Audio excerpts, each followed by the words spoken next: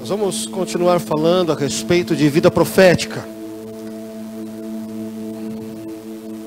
Aleluia. Amém? Iniciamos esse tempo na semana passada. E vamos continuar até onde Deus nos levar. Diz assim a palavra de Deus, 1 Reis, capítulo 17, diz assim: Ora, Elias de Tisbé, em Gileade, disse a Acabe: Juro pelo nome do Senhor, o Deus de Israel, a quem sirvo, que não cairá orvalho, nem chuva nos anos seguintes, exceto mediante a minha palavra. Você pode repetir comigo? Exceto mediante a minha palavra. Depois disso, a palavra do Senhor veio a Elias: Saia daqui, vá para o leste, esconda-se perto do riacho de Querite, a leste do Jordão. Você beberá do riacho, e dei ordens aos corvos para o alimentarem lá. E ele fez o que o Senhor lhe tinha dito. Foi para o riacho de Querite, a leste do Jordão, e ficou lá. Os corvos lhe traziam pão e carne de manhã e de tarde, e ele bebia água do riacho. Pai, obrigado pelo privilégio que temos de estar com a Tua palavra. Seja esse tempo um tempo em que a nossa vida possa definitivamente ouvir o que o Senhor tem para revelar aos nossos corações. Fala a nós, Pai. Precisamos ouvir a Tua voz. Mais do que aquilo que gostaríamos de ouvir, é o que precisamos ouvir aqui esta noite. Fica conosco. Conduza-nos. E que nada e ninguém nos tire, Senhor, a oportunidade da Tua semente cair em nosso coração, que nós declaramos como terra fértil. Semente esta, Pai Santo, que possa germinar e crescer e frutificar, ó Pai, dando os frutos que o Senhor espera. Seja esta a realidade da nossa vida aqui esta noite, no nome santo de Jesus. Amém? Amém? Amém. Deixa eu tomar um golinho.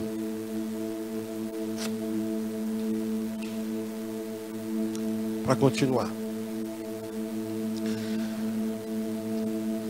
Como eu disse, falando de vida profética e falar de Elias, é quase inevitável não tocar nesse assunto.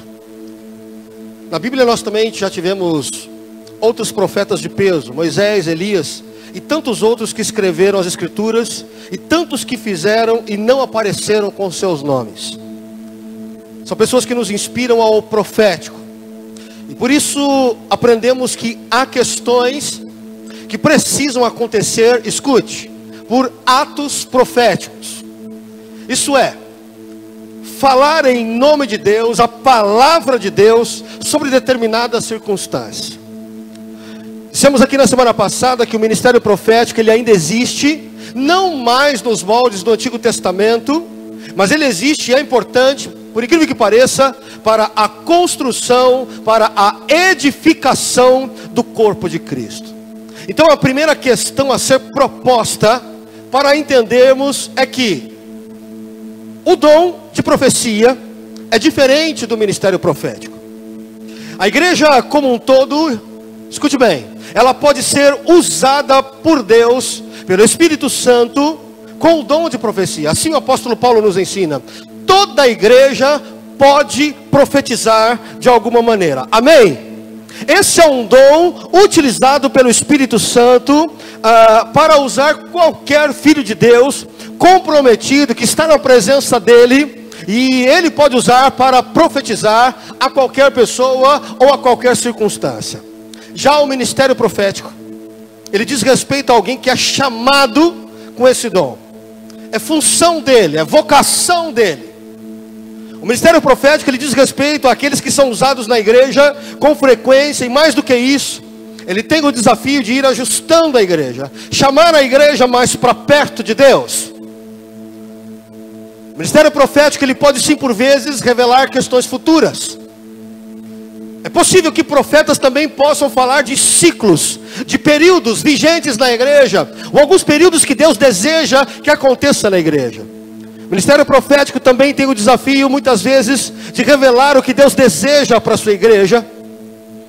Já que lá em Amós diz que o Senhor é aquele que nos revela as coisas antes que elas aconteçam.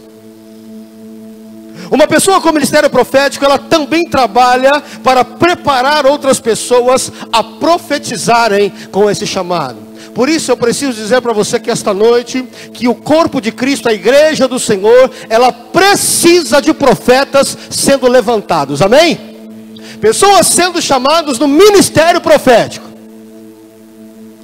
A palavra de Deus diz que o corpo de Cristo precisa de pessoas com ministério profético. E ainda que essas pessoas não existam, porém, o dom de profecia precisa ser comum em nosso meio. Um dia pode ser eu, outro dia pode ser o João, outro dia pode ser a Tita, outro dia pode ser o Célio, pode ser quem Deus queira, desde que você esteja sensível e aberto para poder ministrar como Deus espera, amém? Há muita gente que tem muita dificuldade com essa questão do profético. Aliás, há muita gente que acredita que eu sou uma pessoa avessa a profecias. E são pessoas que estão completamente ou redondamente enganadas. Eu creio, quando olho para a palavra de Deus, que o Senhor, na verdade, em sua palavra diz que no meio da igreja de Deus precisam ser levantados profetas. Deus precisa usar homens e mulheres com o dom de profecia para construir, para edificar a nossa vida, amém? Por vezes, escute bem, algumas pessoas, quando são usadas por Deus nesse dom de profecia, algumas pessoas podem ter uma maneira de se manifestar, uma maneira de se expressar muito especial ou muito específica. Há pessoas que sentem arrepios, há pessoas que na verdade elas choram, há pessoas que riem, há pessoas que na verdade se sentem extremamente alegres e elas têm vontade de correr pela igreja ou por onde elas estão. Não há nenhum problema nisso. Há pessoas que gostam de se prostrar, de se ajoelhar. Não há dificuldade nisso, meu querido. Não há problemas quando Deus na verdade quer usar alguém e esse alguém dá liberdade ao Espírito para que o socorra. O que a gente não pode confundir é que quando Deus nos usa em profecia, o espírito do profeta está sujeito ao profeta. Sabe o que isso significa? Que quando você é usado por Deus em profecia, não tem esse papo, eu não pude parar de falar, eu não pude segurar, eu não pude deixar de fazer. Isto não existe porque é antibíblico. E se não está na palavra, então não é da parte de Deus. Se você profetiza, se você tem a palavra de Deus na sua boca, se é Deus quem o usa, ainda assim diz a palavra de Deus, que o espírito do profeta está sujeito a quem, irmãos? Ao profeta. Você domina. Até aqui, amém? Amém, igreja? Amém. Vira para a pessoa que está do seu lado aí, olha para ele aí, olha para ele aí, fala assim, você é um profeta de Deus, pode dizer para ele aí, sem problemas. Continuando em Elias, falando sobre chamado a ser quem Deus nos chamou a ser. O nosso assunto, como eu disse, é sobre esse profeta chamado Elias, que tem o ministério profético do Antigo Testamento, chamado a profetizar em uma cultura que era contra Deus.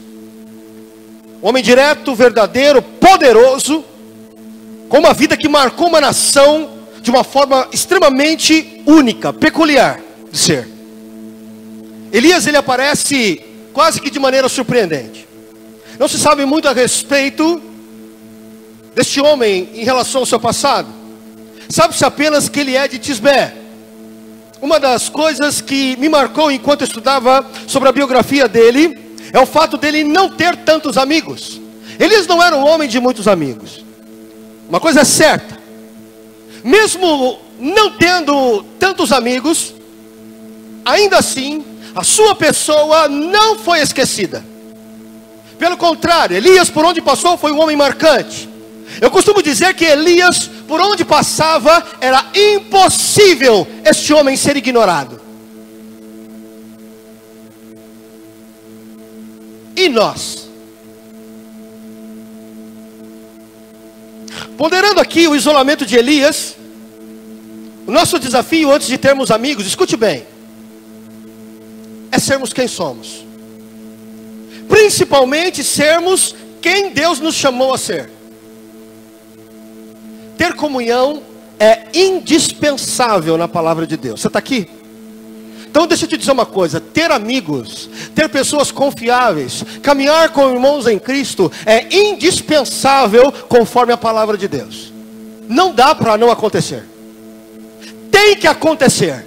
Andar colado e grudado no corpo de Cristo é indispensável para que você continue andando. Mas na medida que você anda com algumas pessoas, que você anda dizendo ser amigo, o seu caráter tem mudado para melhor ou para pior? Porque se você anda tendo amigos, e esse amigo de alguma maneira tem feito você, na verdade, apagar Deus da sua vida, alguma coisa está errada. Entendo Deus, nós não podemos abrir mão da nossa consciência dele. A gente não abre mão da nossa cultura do reino. A gente não abre mão do nosso jeito de falar de Deus. Nós não abrimos mão do nosso jeito de vestir-se para Deus. Nós não abrimos mão do nosso modo de nos comportarmos por causa de Deus. Há muitos filhos de Deus que acabam se perdendo, porque acabam acreditando que eles são maduros o suficiente para estar lá no mundo, lá no meio das trevas, no meio da escuridão, mas ao invés deles fazerem a diferença, eles acabam se contaminando. Então deixa eu te dizer uma coisa, por vezes, é melhor você não ter amigos, do que ter e se desviar de Deus. A pergunta é com quem você tem andado.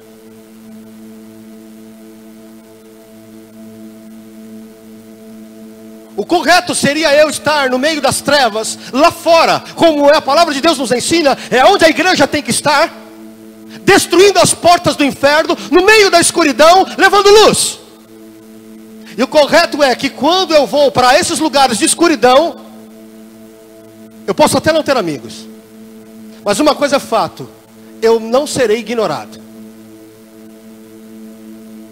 porque sou igreja, somos profetas do Senhor, e por onde andamos, precisamos marcar o lugar em que estamos. Amém até aqui? Como é que eu sou conhecido? Como é que você anda sendo conhecido? Enquanto Acabe e Jezabel estavam no controle, a influência era de Baal, não era Deus. Porém, quando Elias aparece, inevitavelmente, eles começaram a ter que lidar com Deus. Lidar com Elias, inevitavelmente, era ter que lidar com Deus.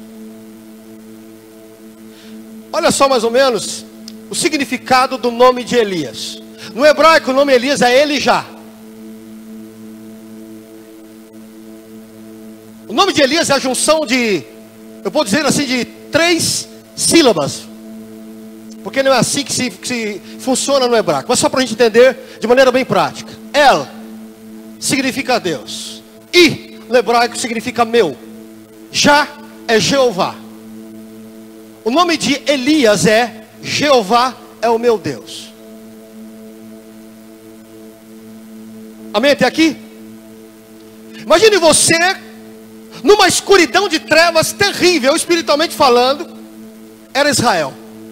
Estamos falando de um tempo negro, denso, aonde demônios eram livres para atuar.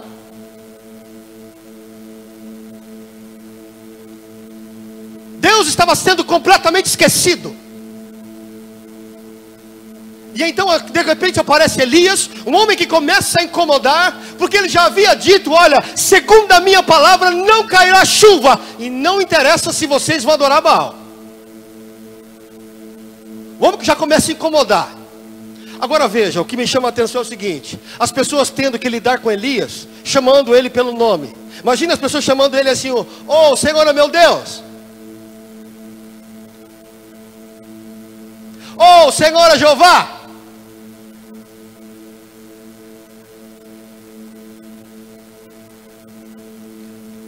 Só chamando pelo nome de Elias, inevitavelmente eles teriam que tocar em Deus.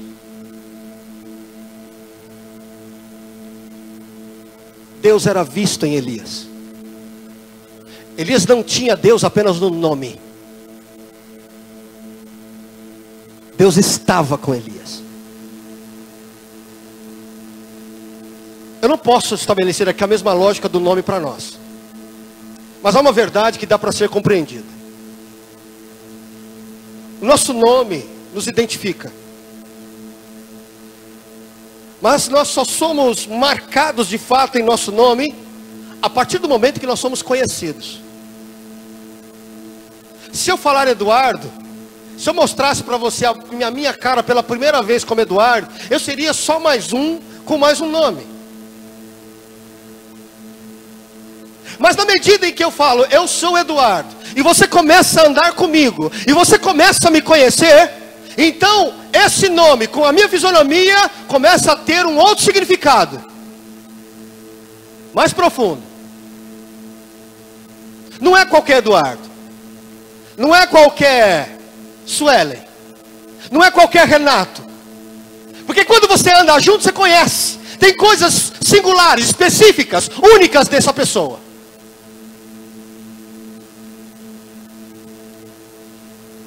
Como somos conhecidos é que marca o nosso nome.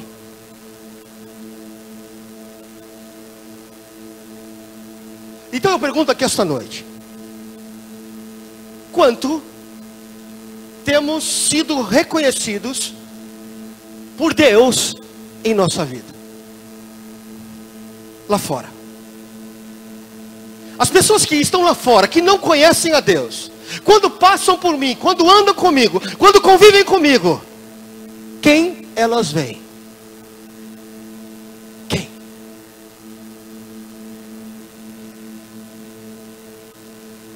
Você tem se dado conta de que por onde você anda não está passando despercebido? Pastor, mas eles nem sabem meu nome. Mas não tem problema saber o teu nome. A questão é que por onde você anda, alguma coisa marca a respeito de Deus.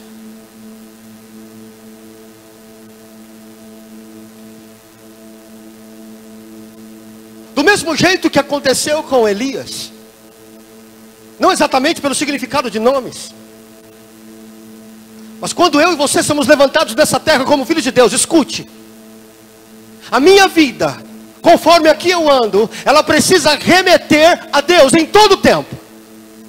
As pessoas, quando conhecerem você, quando olharem para a sua vida, elas vão pensar o seguinte: ali vai alguém com Deus. Está aqui ainda? É. Quem eu sou precisa apontar para Deus. Amém? Amém? Amém. De onde eu venho importa? Elias era de Tisbé, ou seja, Gileade, uma cidade ainda não identificada ao certo, mas tudo indica que Gileade foi uma cidade de pessoas rústicas, pessoas queimadas do sol, fortes, musculosas, pessoas um pouco rudes. E parece ser uma cidade que não tinha a educação como marca. E aí eu pergunto: como é que Deus escolhe um homem lá do fim do mundo, de uma cidade estranha, desconhecida, para ser um profeta? Faz sentido? Está aqui ainda? Está aqui, igreja? Amém. Eu sei que nós ainda somos facilmente impactados em relação às pessoas em função de onde elas são. Não é verdade? A gente geralmente fica um pouquinho assim, eufórico, quando a gente conhece alguém. Ele fala assim: olha, eu conheci um americano, alguém dos Estados Unidos, né? A gente fala assim: olha, eu conheci um europeu, uma europeia, né? Conheci alguém que mora lá em Veneza. Conheci, na verdade, uma pessoa de Roma. Nossa, Roma.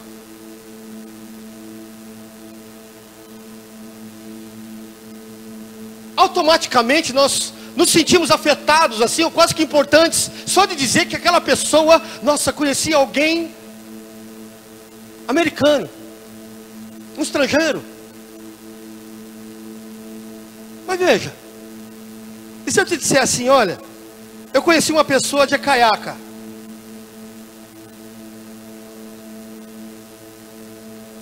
Olha que impacto lindo. Olha, eu conheci uma pessoa de Brejo de Areia. Nem tem reação, né? Olha, eu conheci uma pessoa de Cajapió, Manaus. Não gera impacto na gente, né? Você está aqui ainda? Conheci alguém de Sucupira, Tocantins.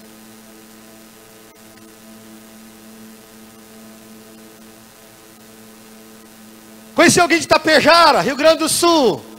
Pastor do céu, que fim de mundo é esse que você está falando?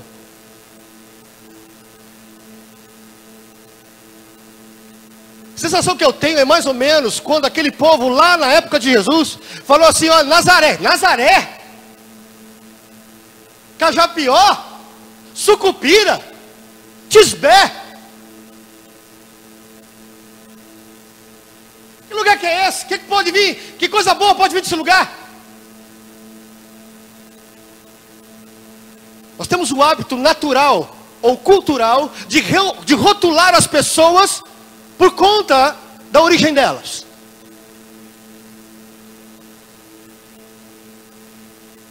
Parece que de onde elas são mexe muito conosco, faz diferença para nós. Aí eu pergunto, será que para Deus é do mesmo jeito?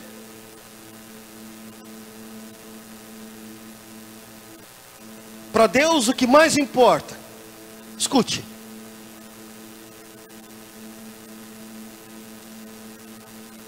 é que se Ele te chamou para ser filho dele, não importa de onde você é. Ele usa quem Ele quer.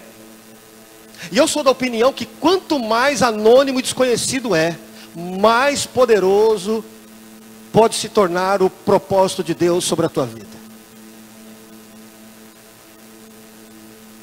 É verdade que o contexto de onde moramos mexe com a nossa vida, mexe com a nossa formação. Porém, eu quero te dizer uma coisa: o lugar de onde você vem não define a tua vida. Tenha sido muito bom, tenha sido muito mal. Porque Deus é assim. É plano dele. Quando Ele levanta para poder usar, não interessa de onde você é. Simplesmente é minha função e sua se abrir para Deus usar. Amém? Amém, meu querido? Terceiro aspecto importante é o estilo de vida de Elias. Esse homem tinha um jeito de ser muito específico para o tempo de Israel. Ele não assumiu nenhum protocolo diante do rei. Elias é um homem ousado aqui. Ele não faz menção do rei com a devida postura, como o rei precisava naquele tempo. E olha, quem não fizesse os devidos protocolos perante o rei, poderia morrer. Porém, Elias, ele não se dá conta disso. Ele é ousado em dizer o seguinte: olha, não vai ter chuva.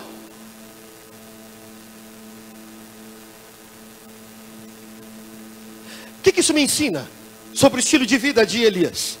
Eu penso que a igreja hoje tem vivido um surto narcísico. O que é isso? Você lembra da história do Narciso? Dos narcisistas? Que é aquele que na verdade ele consegue se olhar na sua própria imagem. E de repente um dia quando ele olha a sua própria imagem, e ele se acha muito, muito, muito maravilhoso, a sua imagem aparece na água, e quando ele vai abraçar a água, ele cai e morre afogado. A igreja de Deus hoje tem vivido um surto narcísico. Líderes andam fazendo de tudo para serem conhecidos. Filhos de Deus têm usado o evangelho como meio de se projetar, de se promover. Muitos de alguma forma, usando de seus dons, ao invés de para edificar a igreja, têm feito dos seus dons um modo de ficar famoso. Em Atos, o evangelho é chamado de o caminho. Mas hoje a gente tem chamado o evangelho de mundo gospel. Vida com Deus, hoje, tornou-se rodopios, dons espirituais, virou moeda de troca. O evangelho que antes nós nos deixávamos nos transformar, hoje na verdade nós o manipulamos. Antigamente Jesus era o centro, hoje somos nós que queremos ficar no centro. Eu pergunto, que estilo de vida é esse?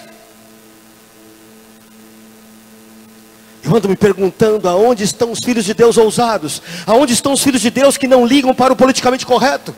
Aonde estão os filhos de Deus que ainda priorizam as escrituras em lugar de conceitos psicológicos? Aonde estão os filhos de Deus com fé suficiente para viver uma vida diferente que o mundo propõe? Cadê os filhos de Deus que têm a palavra como última sobre a sua vida?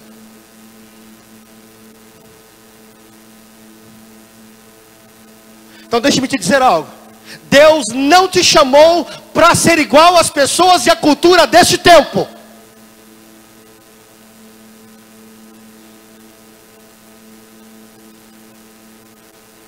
Então qual que é o nosso estilo de vida, pastor? Chama-se Reino de Deus. O nosso estilo de vida tem base no Reino de Deus. Uma vida influenciada pela palavra dele, direcionada pelo Espírito Santo.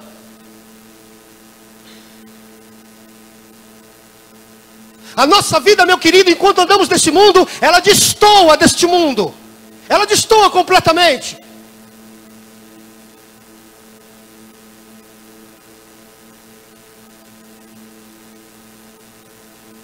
De modo que quando você passa e anda por eles, é óbvio, é impossível você ser ignorado. Por onde eu ando, no meio das pessoas que não conhecem a Deus, uma das coisas que as pessoas dizem para mim, falei, você não fala palavrão, né? Eu falei, para quê? De que resolve?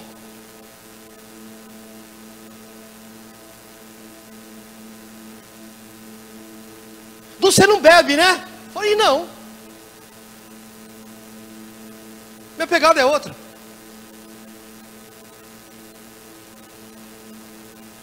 É impossível você andar no escuro, na escuridão desse mundo, e não ser notado. Porque o seu estilo de vida, o nosso estilo de vida difere, diverge, é diferente. Isso significa que inevitavelmente as pessoas vão chegar perto de você.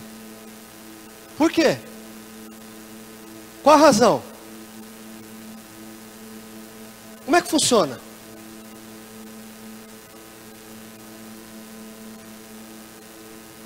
Qual tem sido o teu estilo de vida? Qual o teu estilo de vida enquanto caminha sobre esta terra dizendo que tem Deus?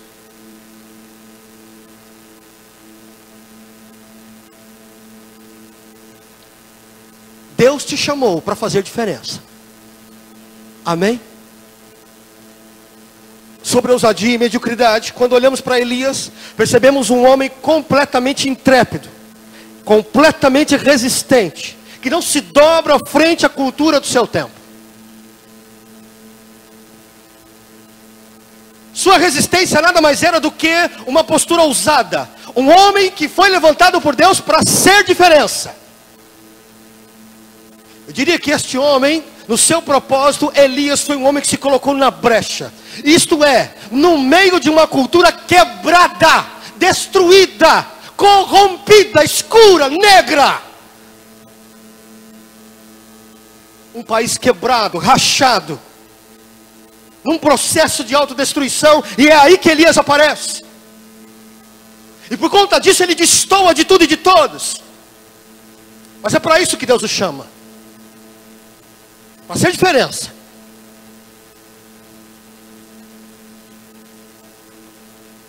Você, eu. Como é que você tem reagido? Porque é para isso que eu e você fomos levantados.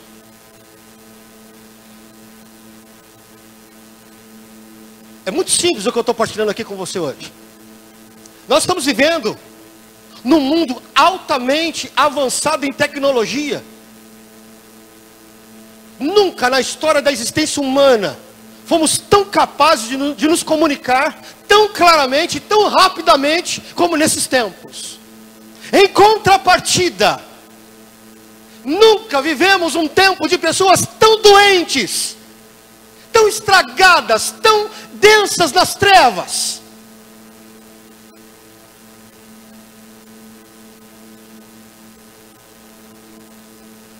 Pessoas quebradas, famílias quebradas, negócios ocultos, instituições falidas, propostas de vidas corrompidas, cultura perversa.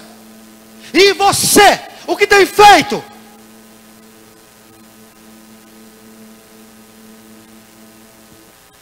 O que você está fazendo quando você olha no seu entorno? Porque eu e você somos o Elias deste tempo.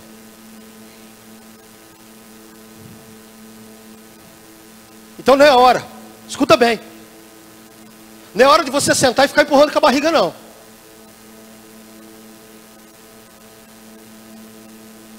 Não é hora de sentar e falar assim, deixa eu parar lá um pouquinho, espera um pouquinho. Não é hora de sentar e desanimar, não. Se Elias olhasse só para as densas trevas daquele país. Coitado desse homem. Mas o que movia este homem era o Espírito de Deus sobre ele, além de uma palavra clara sobre a sua vida. Eu estou contigo, Elias.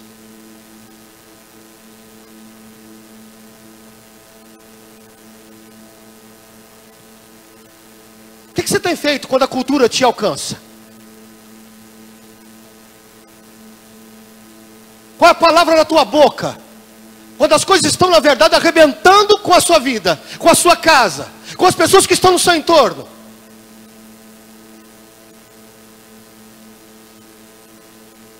Quarta-feira, aliás, foi uma semana bem puxada para mim. E na quarta-feira foi um daqueles dias assim, bem desafiadores. E no meio de todo esse furdunço, toda essa correria, eu recebi um recado de uma irmã que já esteve conosco, e ela teve que sair da igreja porque mudou para Tremembé. Falou, pastor, eu vou ter que congregar lá. Falei, vai na benção, minha querida. Mas ela ainda mantém uma ligação, ainda muita saudade do nosso ministério. E falou, pastor, eu estou aqui em Aparecida com uma determinada pessoa no meu trabalho, e essa pessoa precisa desesperadamente de oração. E ela mora em Guaratinguetá, e eu, por favor, eu preciso que alguém, na verdade, vá até lá e fale com ela e visite a casa dela, porque a coisa está feia. Na mesma hora eu liguei para a pastora Roseli. Pastora Roseli, pode deixar, pastor, eu vou dar um jeito. E quando foi ontem, eles estiveram na casa desta mulher. No desespero por buscar ajuda, essa mulher se envolveu com o espiritismo. Pesado. O filho dela com problema degenerativo, com 4 anos de idade, vendo coisas dentro de casa. E ontem na visita, depois que nós oramos aqui na vigília, que foi uma bênção a nossa vigília, oramos pela vida da Roseli e da Cláudia, e elas foram na visita ontem, e eu recebi o recado, pastor, pensa numa visita maravilhosa. Pensa numa mulher chorando aos pés do Senhor, e o homem voltando para Jesus porque ele era desviado. Falei, glória a Deus. Você está aqui ainda? Eu não posso só contar com a pastora Roseli, não.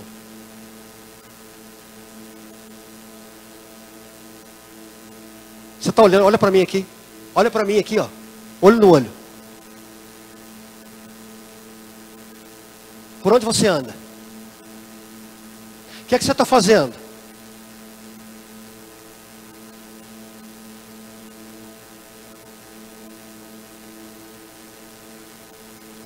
Eu tenho a impressão de que muitos de nós, e o que eu quero dizer para você, é com muito respeito, com muito cuidado ao teu coração. Mas tem muita gente dizendo que tem problemas graves e muito altos, muito sérios. Mas que se você na verdade der uma saidinha para fora, se der a oportunidade de ser usado por Deus, se prepara, porque o que você vai ver é poderoso através da sua vida. Eu tenho a impressão de que o que nós chamamos de luta, muitas vezes, tem nos cegado de alguma maneira, tem nos impedido de avançar em Deus.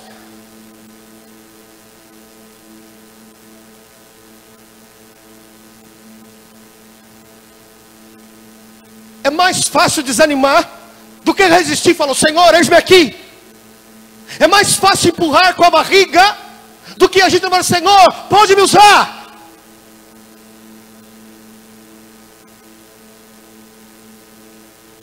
Então escute, porque esse é o motivo por que você veio aqui esta noite.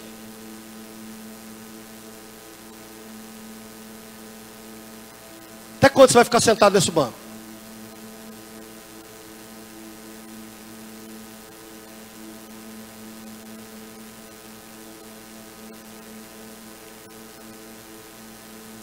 É tempo dos profetas de Deus se levantarem. Amém? É. Eu quero terminar falando de 3 lições importantes. A primeira: Deus busca pessoas especiais em tempos difíceis. Pastor Elias foi um homem especial? Foi. É engraçado, porque quando a gente fala de especial aqui, Elias não parece ter toda essa especialidade, né? Quando eu digo especial, eu não estou falando de formação intelectual, eu não estou falando da sua condição financeira, não estou falando de status social, não é disso que estamos falando.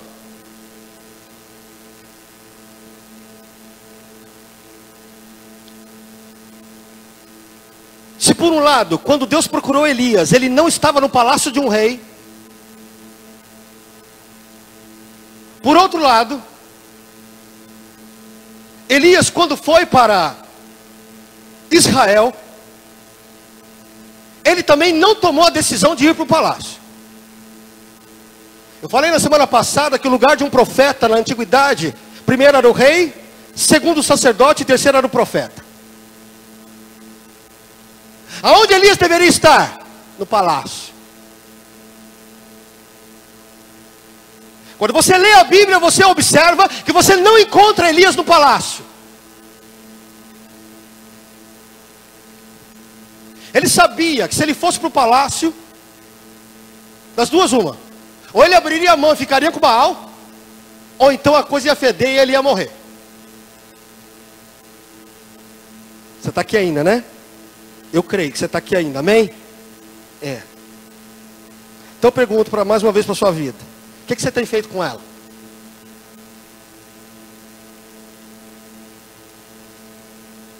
O que você tem feito com a sua família? O que você tem feito com o seu trabalho? O que você tem feito com os seus negócios, com os seus empregados, com os seus relacionamentos, com os seus projetos de vida, o seu ministério? O que você tem feito com ele? Porque especial aqui, escuta, olha aqui, olho no olho para mim. Especial aqui, meu querido, diz respeito à integridade, a caráter. A ter uma postura refinada, coerente, digna de um filho de Deus. Porque tem muita gente que observa que quando ele precisa lidar com a verdade, quando ele precisa começar a arrumar as coisas, ele começa na verdade a dizer assim: mas está complicado, porque ele começa a entrar em contato com o palácio, chamado zona de conforto.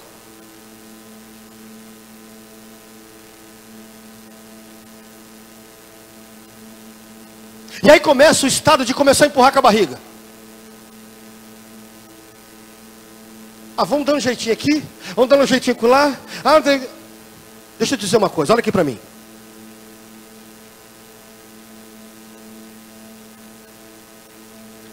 A gravidade dessa postura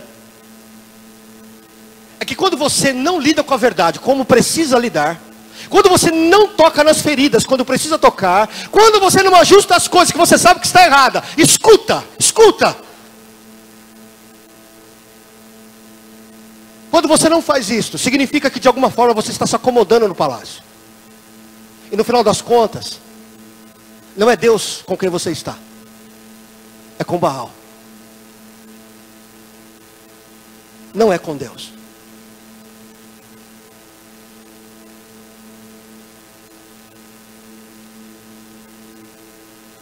Há muita gente acreditando que pode viver uma vida errada, completamente contrária, omisso em relação à situação crítica e errada que está vendo, poderia tocar e arrumar e colocar em ordem, mas ele não faz, mas ele acredita que Deus está com ele, está tudo bem, as coisas vão dar um jeito em qualquer dia aí. Olha para mim, olha para mim, isso não é Deus, querido, não tem Deus aí. É mais fácil você estar com Baal do que com Deus.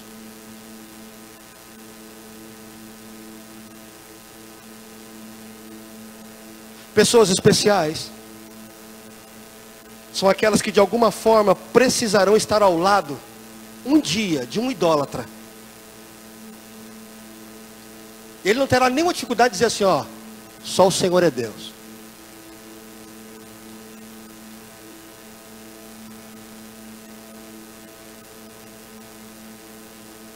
Imagina o furdunço que você causa quando diz a alguém que é idólatra, né? Só o Senhor é Deus.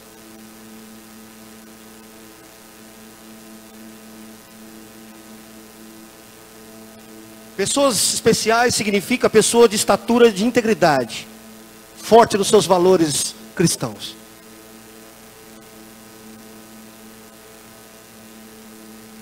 Você pode ser buscado por Deus? Porque é isso que Deus espera de você aqui esta noite. Você é uma pessoa de convicções fortes em Deus? Tem mudado seus valores?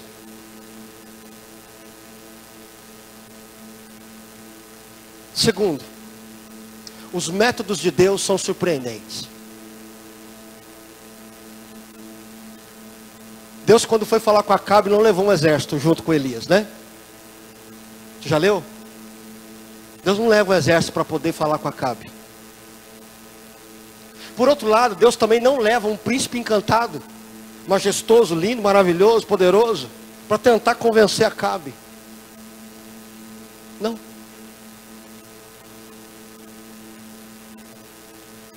Deus envia Elias e basta.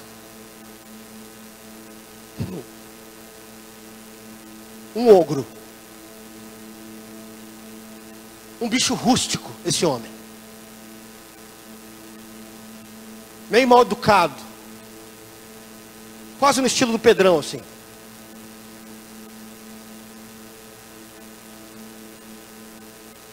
A gente olha para um camarada desse e fala assim, como é que esse homem tem condições de ser usado por Deus para alguma coisa?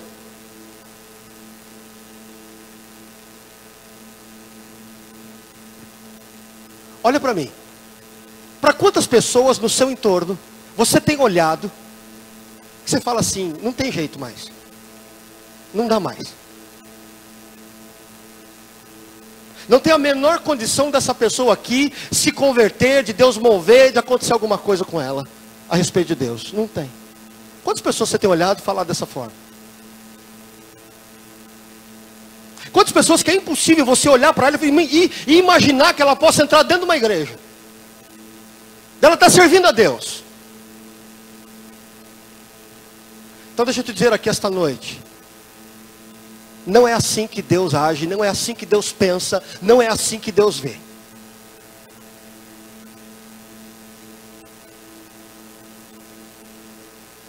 Para quantas coisas na tua própria vida você tem olhado e falado assim, eu não tenho condições, não há a menor possibilidade, eu não sou capaz, não tem jeito, olha, eu tenho pouco recurso, eu sou de uma vida modesta, eu não tenho a menor condição para que isso dê certo. Portanto, eu quero dizer para você aqui esta noite, não despreze os pequenos começos e o momento fraco da sua vida, porque a palavra de Deus diz que quando eu estou fraco, quando eu vejo fraqueza, quando eu me envolvo em fraqueza, é aí que Ele se move poderosamente. É aí. Elias é desse perfil. E profetas de Deus é assim. Eu cansei de ver na minha caminhada cristã mulheres muito simples. Falavam por muito, mas muito errado. Consegue nem falar o português direito. Tantas palavras erradas. Mas eu vi muita gente culta se dobrar perante essas mulheres. Muitas. Você já ouviu falar do jogador Miller? Ex-jogador de São Paulo? Uma vez eu vi a esposa desse homem parada num morro da periferia de São Paulo, na casa de uma mulher muito usada por Deus. E lá estava ela, um carrão maravilhoso daquela época, parado na porta quase que de uma favela, de uma casa muito simples. E a pergunta era: o que essa mulher está fazendo aí?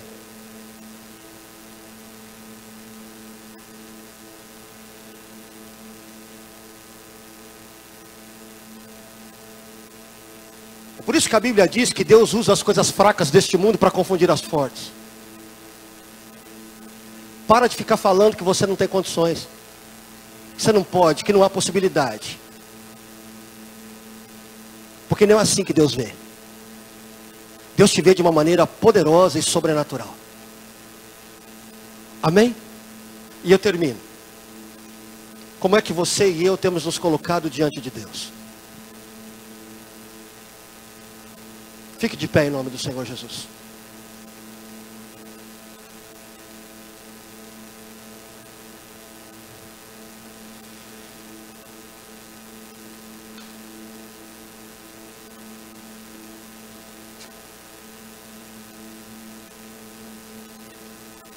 Olhe para mim por um momento.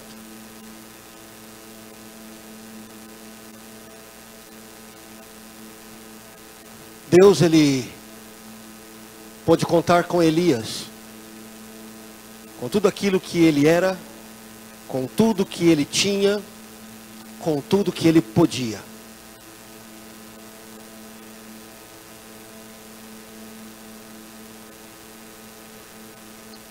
Olhe para mim por um instante. Sermos levantados como profetas nessa geração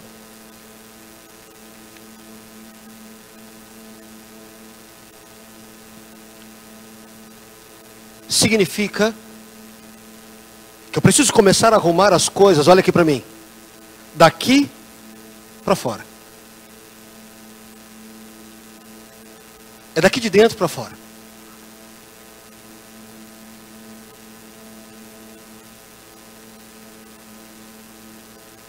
Estou falando de arrumar a tua vida.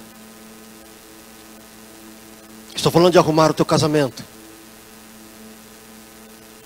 Estou falando de arrumar os teus negócios, de arrumar as tuas finanças, de arrumar os teus relacionamentos, de arrumar o teu ministério.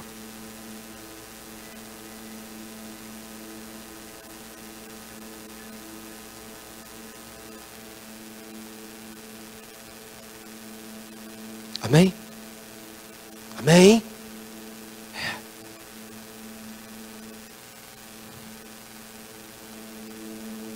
Feche os seus olhos por um instante.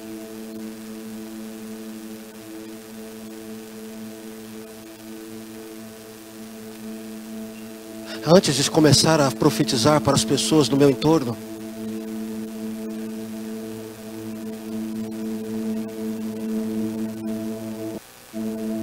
a profecia que tem que surtir efeito é aquela de que quando eu abro a minha boca com a palavra verdadeira e poderosa de Deus, ela atinja primeiro a minha própria vida.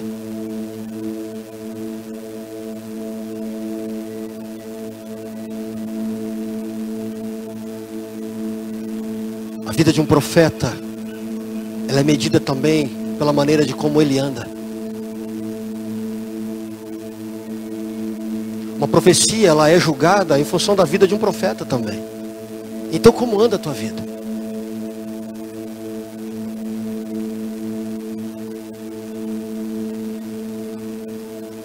Às vezes a gente está desesperado, tentando arrumar a vida do cônjuge, tentando arrumar a vida do filho, tentando arrumar a vida do pai. E a sua, como é que está? Coloque em ordem o teu coração. Experimente a palavra profética na tua própria vida.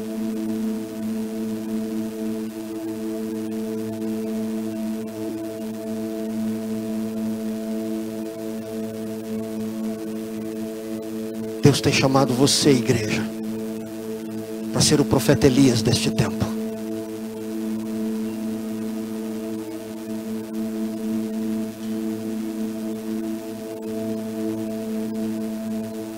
Fale com o Senhor no teu lugar.